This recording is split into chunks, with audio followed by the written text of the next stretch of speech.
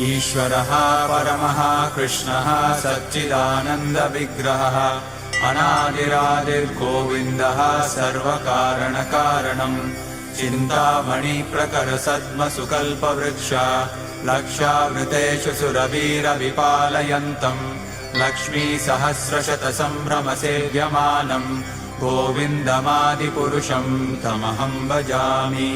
वेणुं क्वनन्तमरविन्ददलायताक्षम् बर्हावतं समसिताम्बुदसुन्दराङ्गम् कन्दर्पकोटिकमनीयविशेषशोभम् गोविन्दमादिपुरुषं तमहं भजामि। आलोलचन्द्रकलसद्वनमाल्यवंशी रत्नाङ्गदं प्रणयकेलिकलाविलासम् श्यामं त्रिभङ्गललितं नियतप्रकाशम् गोविन्दमादिपुरुषं तमहं भजामि।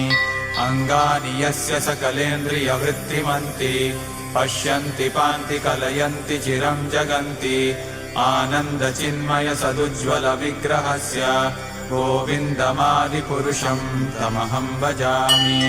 अद्वैतमच्युतमनादिमनन्तरूपम् आद्यं पुराणपुरुषं नवयौवनं च वेदेषु दुर्लभमदुर्लभमात्मभक्तौ गोविन्दमादिपुरुषं तमहं भजामि।